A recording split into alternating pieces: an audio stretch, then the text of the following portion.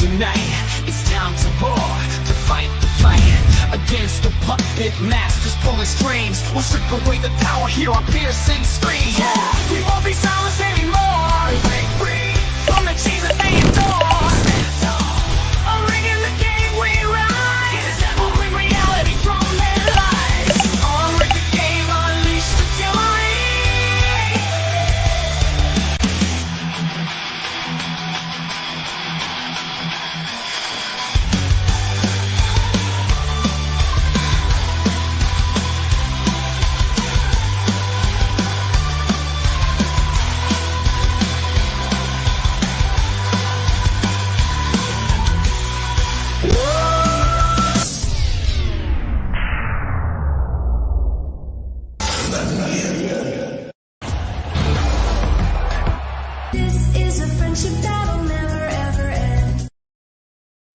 Greetings and welcome to Unrig the Game. I'm Winning Reality.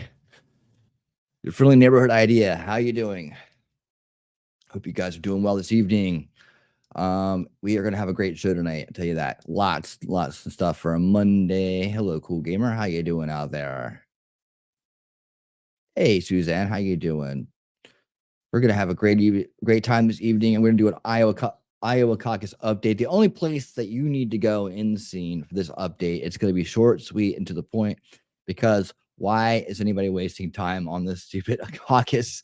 Because it's not that important. Spoiler alert, Trump won. Okay. Spoiler alert. But I do have things around politics and around the caucus to talk about. But yeah, spoiler alert, Trump won. Yeah, there you have it. And he's going to win the entire GOP primary, RNC primary. Okay, that's going to happen. All right, and he's going to go on to the general election, and he's going to face whoever, whenever, and we're all going to show up and vote because we need to win this time. That's what's going to happen. Hey, hope you're staying warm, Suzanne, out there, a cool gamer, and talking trash and truth. I know that there's some snow in the area, in your area, or supposed to be ice or snow or something like that. I hope you're keeping warm as well. But yes, spoiler alert, Trump won the Iowa caucus. Okay, so that's it. See you guys later. Bye. No, really. I mean, what else is there to cover about the Iowa caucus but that? But there's a lot of other stuff going on. That I'm going to talk about here for a little while, and then we're going to jump over, because this is a Rumble X exclusive show. We're going to jump over to do the Controligarchs Chapter 2, The Gates of Hell. This is going to be, get it, The Gates of Hell. All right, so yeah, this is going to be a good one, and he's just been making the rounds, man. Seamus is getting out there, and a lot of people are listening to what he has to say, and that's awesome.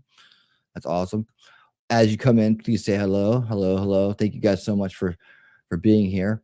But I did want to start with a little bit about him. However, I did have in the description as well. Oh yeah, I'm supposed to grab the link from X now and then put both of them in the chat. That's what I'm gonna do while I'm talking. I'm learning how to multitask better. Okay, there's that, and so you have to share it. So now I just describe it. I actually went out on a bookmark it. No, don't bookmark it. I went out on X today and talked in the chats and talked to people out there, just because I have never done that really. But Luke Kodowski, We Are Change, was doing a stream, and I went and talked to some people over there. And of course, the first thing you run into is a freaking leftist useful idiot bot that they're trying to sow division about Vivek. I saw another video today trying to paint him as some kind of Obama 2.0. Let me tell you something, man. I've been around a long time in this game. All right. I'm not a guesser. I'm not perfect. I make mistakes, but I'm not a guesser. And people out there running that shit are either intentionally trying to sow division, or they're guessing their ass off. Like, you know, I saw the video. Yeah, there's a few things he said that Obama said at one time, but think about it. Think about it, man. Someone like that doesn't have to go and copy anybody. If they happen to say something similar, or they say exact same thing, which people do, it's not an indication of anything. And I hate people who take things and run with it, because if you don't realize this, in their heart, what they're really trying to do, in their mind, what they're really being programmed to do is sow division. They don't want people to gravitate towards them. Now look, and for what it's worth, Vivek should be dropping out right now. That's the move, Vivek. He should be dropping out. This idea that he's going to save Trump, or that he, hey, look, I give him credit for going on his hunches and riding with what he thinks he sees right in front of him, with confidence. And I hope that he learns from every experience he has, so that he does become a competent, rightful leader of the movement one day, if he's so inclined to be so, if that's what's the best for everybody, right? If that's what the best move is for us in the future, because Trump has 4 more years and then he's just a mouthpiece until he's not, right? Thank you for that. Is that it? Is that the link right there? So somebody else is going to have to step up in the near future. Like when I talk near future, I talk in terms of politics, which is like, 4 years, right? So near future is next election. Even that's looking ahead. You have to look ahead in this game, because they are looking ahead in this game. They're looking ahead in major ways. When you look at the development of someone like Bill Clinton, Barack Obama over the course of their careers, how they were almost seemingly groomed for the presidency at some points. There she is over there. Okay, so let me refocus here real quick. I did get the shared link. Let me put that right there. I hope that's right. Let me test it real quick. I'm just getting links in the description for people that come later on. If you're on the Rewatch crew, thank you so much for being here for the kickoff show.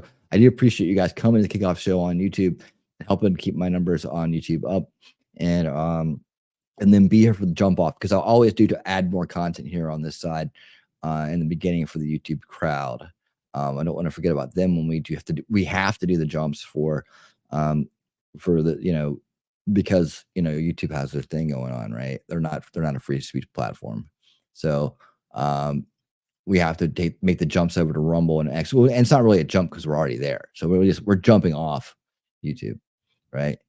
So but I like to have a pre-show here, just because I built my channel here, my crowd's here, and I want to make sure that they're with me for the ride, the whole ride. We do the whole jump from here to over to one of the other platforms. And I hope you guys will utilize the chat and X as well, as Shelly has done here. Let's see, where's that at? I see you. There it is. Welcome. See, there you go. Right on. But man, if you were here last week for the reading of Controligarchs, for chapter 1, dude, it's a very interesting, fascinating book. And I hope you guys will stick with me through the whole book as we read it. We're not going to do it all tonight, of course. We're doing chapter by chapter, show by show, so that we can add other content in. So as I get things running in the background, let me pull up a video, as we often do in the pre-show here. Let me pull up a video, and we will look at Seamus and Benny did an interview this week, and I thought, and it's very important. This is the part about the list being found, right? Well, he knows Seamus can tell you where the list is, right? And that's what I want to highlight here tonight. Let's see. Where did I put it? You know what? I know where quick link is. Let's go get it from there. I thought I'd saved it in this one place, but no. All right. That's a good intro too. I like the intro on this one. All right, let's get it going here. And ladies and gentlemen, 2 of our favorites coming to the stage real quick. The location of the epi list. Called the epi list. All right. Share out. We're good to go. Let's see. We'd like to do it like this. All right. And rock and roll. Avery says last Friday you took the afternoon off. He figures you might have been with another woman. The death of love and trust. Imagine her one day opening that. Go ahead. Take a look. Not just screwing, Mitch.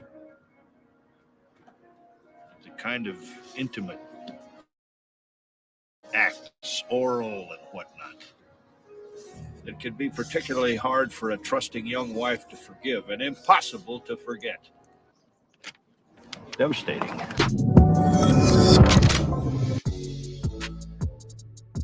Seamus, welcome to the show, and Happy New Year. Wow, Benny, that was an epic beginning to your show. Loved it. God bless you for covering this important issue. This is some serious stuff. Happy New Year. Glad to be with you. Everybody, I'm sure, is glad you're back, and thank you for having me. So you have written this book. I actually have a copy in my home, brought to me by a mutual friend of ours, Kurt, and it is fascinating. You do a very authoritative deep dive into the oligarchy that runs this nation, and an oligarchy that is utterly caught up in a scandal right now that they are so desperately trying to capture, kill, suffocate, and destroy. This Epstein scandal. But you dive a lot farther into it, saying that there are lists that exist. We haven't even scratched the surface here. Can you expound? Sure. So for those who don't know me, I work with a gentleman, Peter Schweitzer. We did books like Clinton Cash and Secret Empires, exposing the Clintons, the Bidens. I did a book, Compromised, How Money and Politics Drive FBI Corruption. And our motto is to follow the money. And so for the Clintons, we followed it to the Clinton Foundation. To the Bidens, we followed it to Burisma and to the China energy deals. For the Compromised book, I followed the money to the top of the FBI and James Comey, Robert Mueller. And for this book, Controligarchs, decided to follow it even further all the way to the top. A lot of us have this feeling that the politicians are really sort of puppets. I mean, a lot of people, you don't think that Joe Biden's making all the decisions, and he's not. And so for this book, I followed it to Davos, to people like Bill Gates, and Klaus Schwab, George Soros, Mark Zuckerberg, Jeff Bezos. And naturally, there's big Epstein connections to all of these people at the top. So where is the real Epstein list? And like, more importantly, who's hiding this? As you just detailed, you've gone really deep into the FBI. The FBI went really deep into capturing all of Jeffrey Epstein's assets and refused to even give those over. We found this out in some of the document drops, to the victims. Why would you hide that from the victims? Presumably Jeffrey Epstein had information and videotape of the victims. You'd assume that they would at the very least have a right to that. What's the FBI's culpability here? Total. The FBI is the #1 place who can tell us who Jeffrey Epstein's clients are. They are the agency that has failed to prosecute. These are Mann Act violations, transporting especially underage women, but women of any kind, for prostitution purposes across state lines, outside of the U.S. to the island. The FBI knows everything. They have all the documents. They have all of the tapes, all of the blackmail tapes. I mean, we know that Jeffrey Epstein's properties were wired up like Christmas trees. And we know that the FBI raided those properties, stole those tapes. You showed the photos before. There was a giant safe, like a vault, that held all the blackmail materials. And so the FBI is in possession of all of that. That's now, what there's we another want. agency. That's what we've been looking for right in there. the book that has the information Not the on only Epstein's ones. clients. That would be the Treasury Department, because There's the other like one. I said, following the money is critical here for these Epstein crimes. How did he get paid? Who paid him? How much did they pay him? Now, we know that he banked with a bank, JP Morgan, the largest bank, most powerful bank in the United States, probably, certainly up there. And so Jeffrey Epstein was a client with JP Morgan for a long time, over a decade, 16 years that he worked with JP Morgan. And JP Morgan facilitated the payments for the prostitution. We know that from court records. Now, in 2022, JP Morgan was sued by Jeffrey Epstein's victims. They said that the bank helped Jeffrey Epstein, facilitated the prostitution payments. Well, in order to avoid going to trial, JP Morgan just this past year in 2023 paid a massive settlement. I mean, they paid a combined $365 million settlement. That's a huge settlement to avoid going to trial. Now, why would they want to avoid going to trial?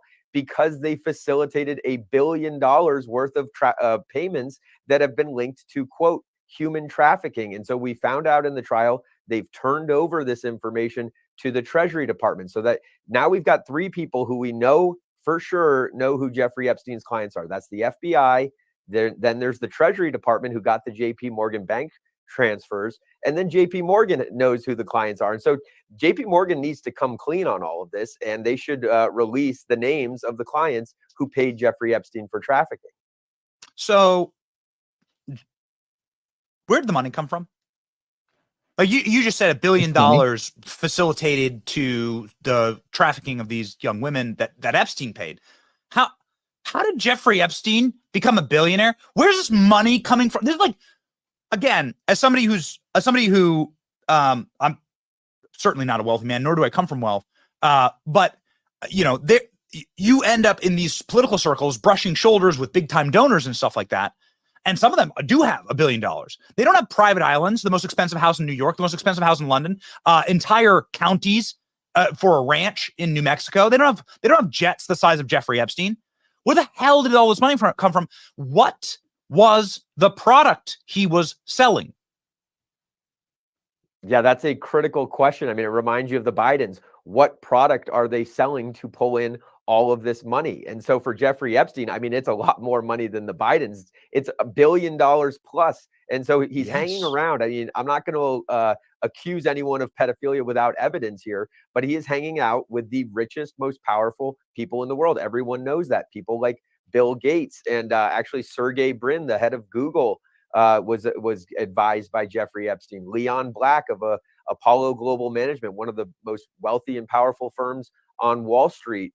Leslie Wexner, the head of Victoria's Secret, was like the seed angel investor, seed money investor in Jeffrey Epstein's investment fund. And he actually is the one who gave Epstein the most valuable property in Manhattan at one point, the townhouse where a lot of people visited, and Ehud Barak visited 30 times. And, you know, all these people from all around the world, you know, world leaders and ambassadors and many billionaires, that's who paid him. And the question, I mean, it's kind of the answer staring you in the face, but you can't accuse these people. They've all denied knowledge of any of Jeffrey Epstein's crimes. And so that's where it comes back to the FBI. The FBI has the evidence, and JP Morgan has the evidence. So JP Morgan has out. paid dearly. Right? Yeah, it seems like Ghislaine Maxwell will spend a considerable portion of the rest That's of her where the life pressure in needs to go. prison. Jeffrey Epstein was killed by Hillary in the cell when they flipped the cameras off. And the only people who seem to have not actually paid in full have been the clients of Jeffrey Epstein. When will that happen? That's exactly right. I mean, that's the real travesty of justice here, is because Jeffrey Epstein's gone, Ghislaine's locked away, but you've got all these people. I mean, it's the first time in history that someone's indicted or, you know, charged and pled guilty to trafficking people to nobody. And it's the same thing with the bank transfers. I'll just keep going back to follow the money. Like, you can't receive money from no one. There is another party on the other end of that transfer to Jeffrey Epstein, and we need to know those names. They need to be charged. Yeah, that's right. Right. If there's an illegal arms It's not gonna deal, come then out you of the charge court documents. both entities, right? There's the dealer, and then there's the people buying, and the dealer wouldn't have any. The dealer needs a customer. The customer is also committing a crime. It's all illegal, and so you sanction both of them, or you blow both of them. You know, like, you go after both of them militarily, depending on what the trade is. Even if it's just a drug deal, the using of the drugs is also illegal. The drug dealer has no business unless there's a user, right? And maybe he creates the user through those practices. Either way, the user is a part of that transaction and deserves to also be charged in order to shut the entire thing down, right? Yeah, exactly right. And there's actually another Clinton connection here. I mean, when Bill Clinton was president, his Department of Justice, it was Eric Holder, the Deputy Attorney General at the time, he basically set it up so that all of the big fish will never fry, whether it's this or other huge scandals. If you wonder why the big fish never seem to get caught, they never seem to fry, it's because Eric Holder, when he was in the President Clinton administration, he drafted this memo that reigns supreme at DOJ to this day. It's called the Collateral Consequences Memo. And this memo, I mean, it cannot be overstated how bad this thing is. What it basically said, and it's the policy at the Justice Department, is if the collateral consequences, if the consequences of prosecuting someone have big ripple effects, and it can take down the system. I mean, you were talking about it earlier. The whole system, this could bring down the whole system. And so the Collateral Consequences Memo that Eric Holder drafted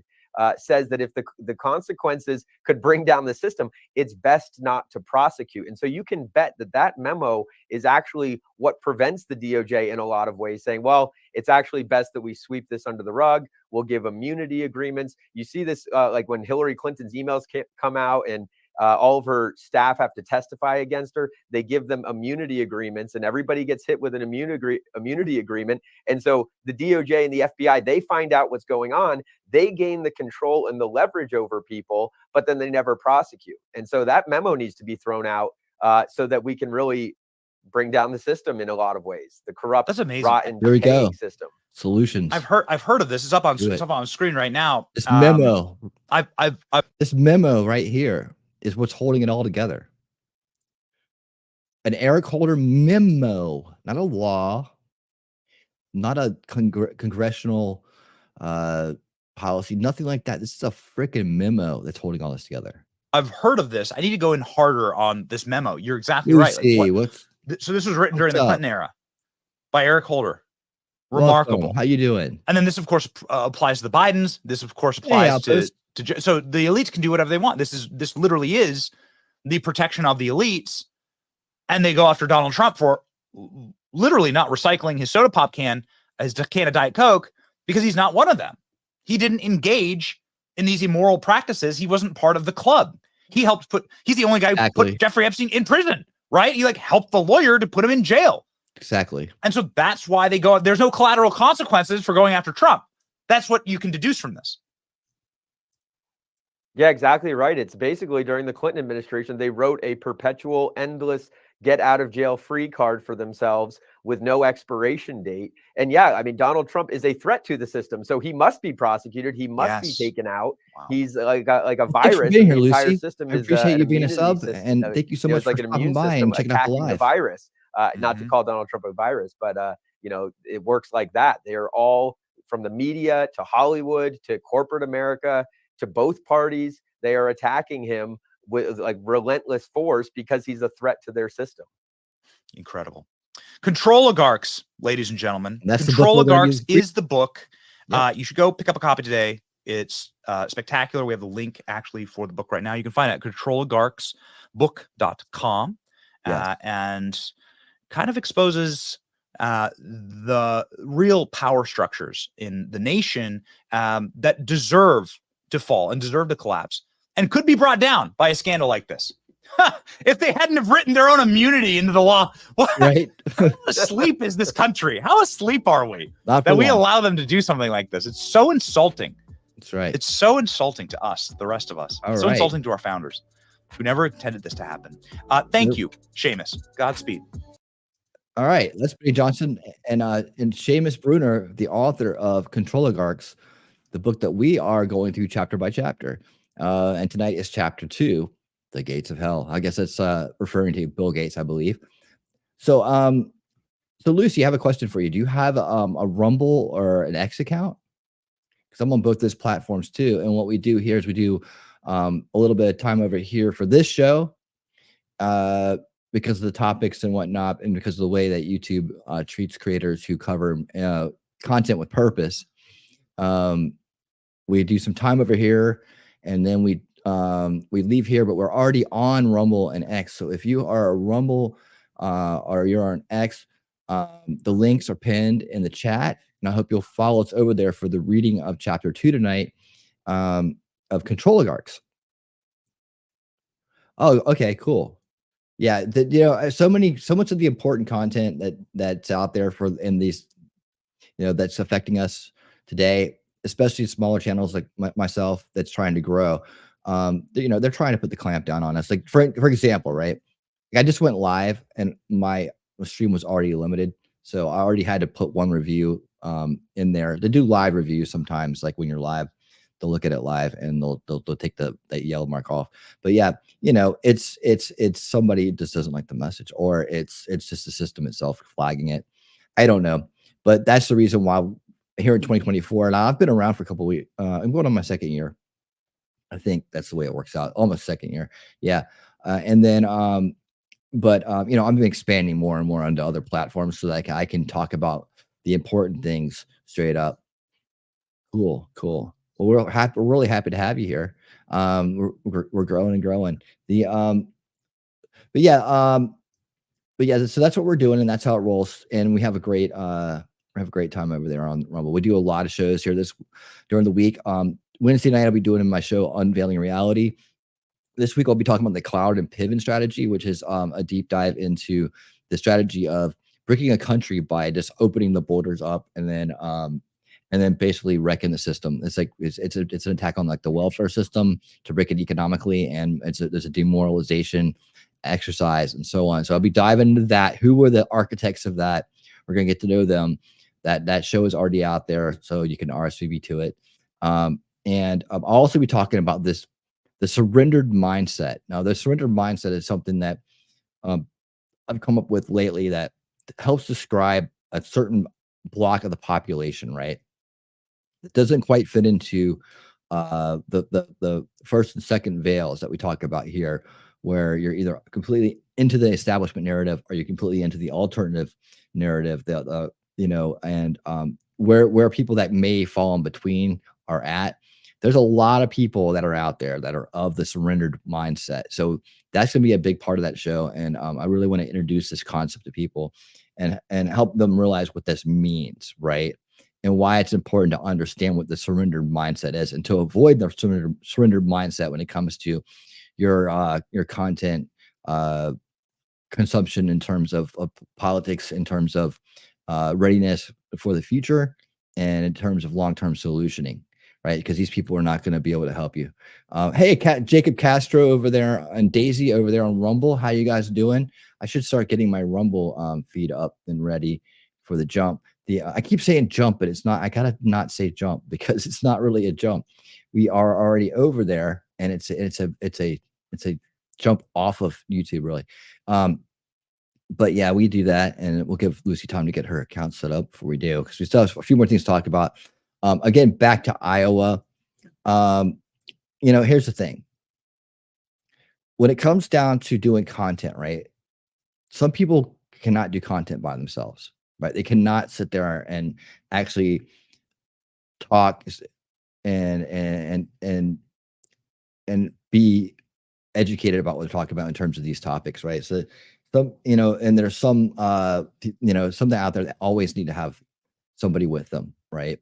I'm not one of those people. I do interviews sometimes, but I don't really do the whole like, here, let me get everybody that has a channel on my channel so that it looks bigger than it is, right?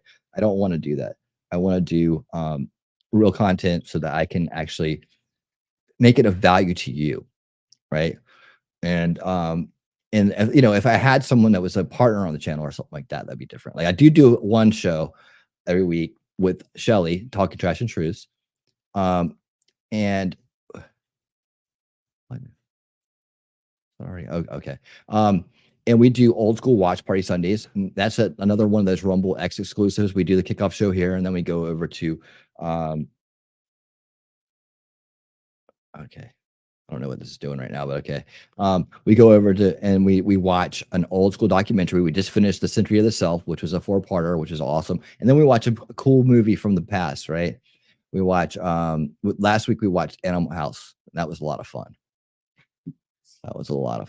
Oh, I'm sitting here doing things in the background. Let's see, I need this up here. I don't know why it okay. All right. Excuse me for 1 second while I get this straight here. Let's see. Properties. Oh, there we go. Okay, cool. All right. I see I have this whole thing where I get the Rumble chat up so we can see the Rumble chatters over there. But yeah, in terms of the Iowa caucus, right?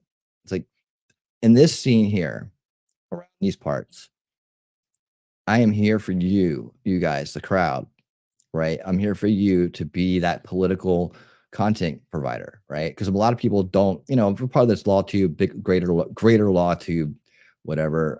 I don't even know if you call it that anymore. Scene that sprawled off of came from law tube originally, and so like I'm the one. If you look around, I'm the one who actually goes out there and does. There it is, and does the political content. Elephant, what's up?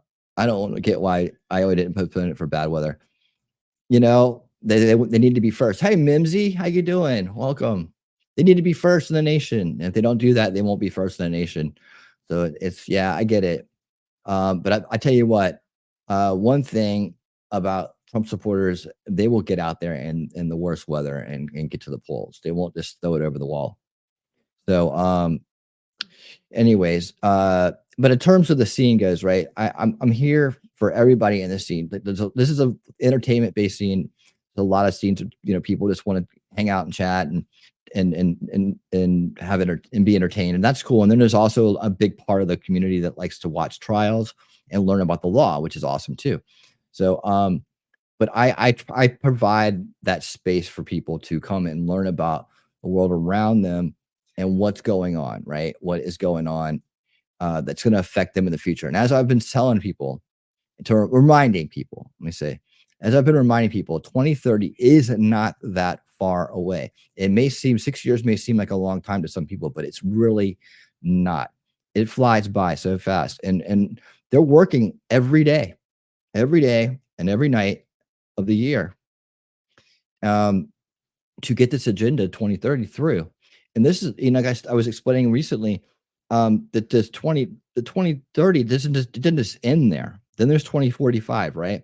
So each agenda sets up the next one. They must do these things in order to get to the next step, right? So when we know the stepping stone kind of agenda that they have, and they space it out by 15 years at a time or so on, right? So that you forget about it. But meanwhile, they're working hard with all their little minions out there, getting people into political power, you know, running campaigns against resistance, against opposition, so that they can clear the way. You know, and I'm sure that we'll find that they're involved with a lot more stuff besides that. You know, there's the blackmail aspect. There's all kinds of other aspects. Thank you so much, Bimsy. You got it. This is the space. This is where I was put, right? This is where I was put. And this is so this is where I am. And I'm here for this crowd to have a place to come for politics, to come for you know, learning about the bigger issues in the world and protecting themselves and their future, right? And what we really work on here, Lucy, is we work on long-term solutions, right? Because we address the immediate issues that we need to address, right? We talk about what's coming, talk about what's happening today, but we also talk about the long-term solutioning, like how to remove the enablement of corruption, because corruption is at the root cause of all of this that's going on, like rust rotting away metal, you know, it's chipping away at it scale by scale. You know, eroding the system. We have a beautiful system if it's run right, if it's not run with corruption. Imagine if honest people with integrity, people with, you know, with honesty and goodness in their heart were in charge, right? Not these elitist mindset, elitism worshiping people who think that we're all beneath them. Not these people who think that they are better than us and that they have the right to dictate how our world is going to be. Unfortunately, because we've had so much success in this country, and because we've been on top of it for so long, and because we haven't had the ability to in the past, we've allowed a corrupt element to seep into our government and on all levels, and seep into our world and our social world as well, and start to erode away what's good and what keeps this country great. And that's what the fight is. It's the establishment versus the anti-establishment. That's the only paradigm that's out there. You're either on one side or the other, you know, and that's just the way it is. It's just how it's drawn up. You know, there's two sides to a battle, and that's the two sides.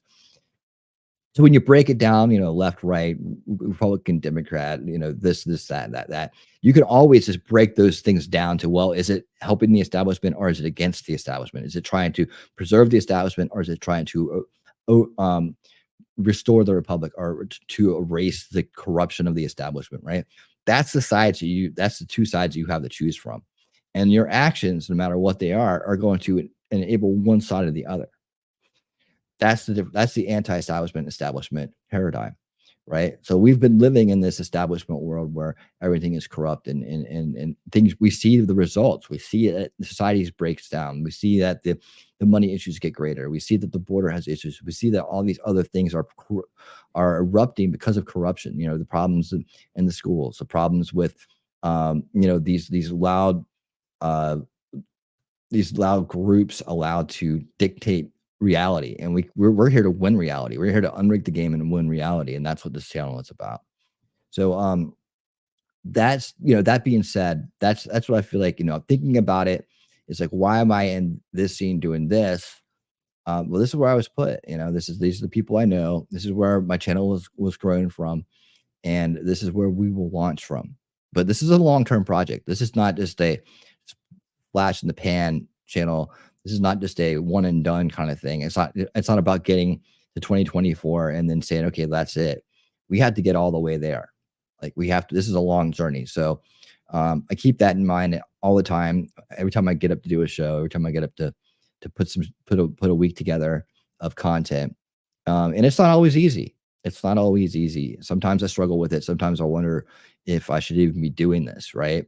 Especially when I have obviously have things working against me. I obviously have people working against me. I obviously have, a system that doesn't want this kind of information out there. Not that I think that I'm anything special. I don't. I was just talking about this before we even started, that I didn't, I don't think that I get necessarily picked on by, the big boys, because, there's so many more effective, people out there right now, right, that have been doing it a lot longer, that are actually out there broadcasting, journalists and so on, which I cover here. I do media analysis, right? I do media analysis, and I do a deep root cause analysis about the issues, and that's what I add. Yeah, we do pull up Redacted sometimes, actually. Seamus was on Redacted. I believe we did a little bit with him on there. And what was the last one we did? We did somebody recently. It was Whitney Webb. Yeah. And that's unfortunately one of those things that YouTube was not very, very kind to me about. But the that is on Rumble. That whole show is on Rumble and on X. So you can catch that show. That was all about the Epi dude. I'm guessing that they're really watching. I think they're still in bed with that dude somehow, one way or another, because, man, they seem to go a little bit harder on those videos. So I am a little bit more disguised about that here on YouTube. And then when I get off YouTube and I'm just on Rumble and X, I'll just flat out say it. So that's what I don't like about YouTube. They want to put you in this box, and a lot of people that are in the scene and around YouTube in general are always stepping in this box. We can't say this, can't say that, can't do that, or too scared. If I cover this, then they're going to hurt my channel, blah, blah, blah. I'm not scared, because here's the truth. Because if we don't, there won't be a channel. You won't have this life you think that you have. Yeah, you're exactly. It's a shame too, because it is a great platform. It could be a great platform if they weren't like that way. But here's the truth. All these people, and that's what I'm going to talk about Wednesday a lot. The surrendered mindset, right?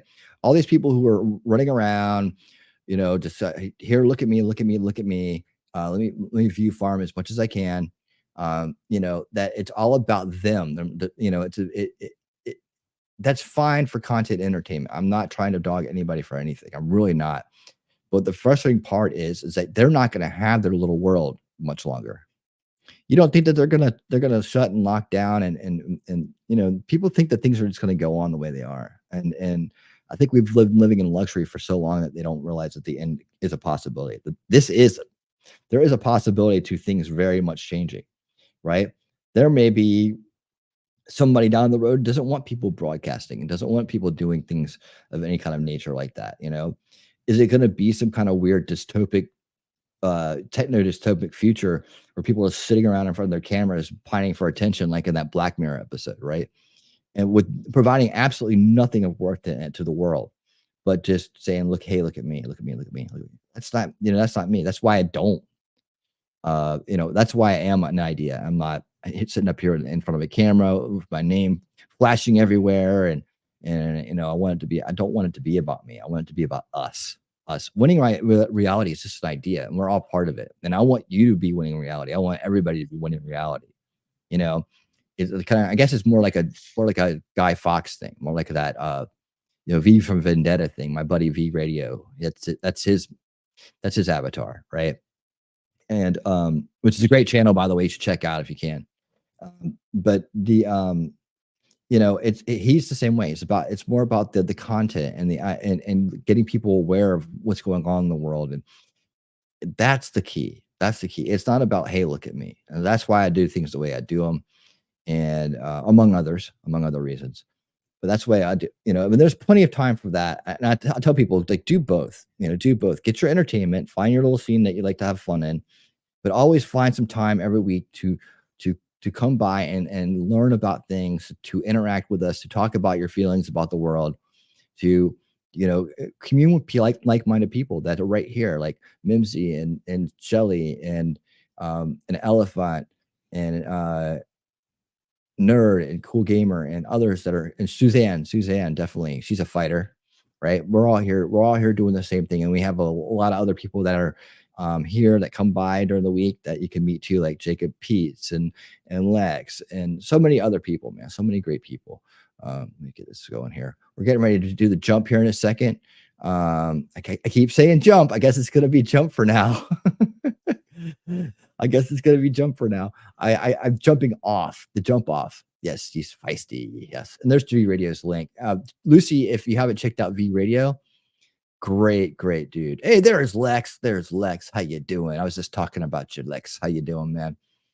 You're just in time for the jump off, just about getting ready to get there. We're going to jump into that. We're going to get into the book tonight. It's going to be kind of a shorter episode tonight because, I didn't even realize my team was playing in the playoffs tonight.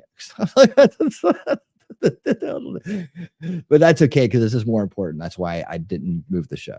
So this is more important than that stupid playoff game. And I want people to understand that, that's my commitment to, even though I enjoy my entertainment, right? I enjoy my entertainment just as much as anybody else.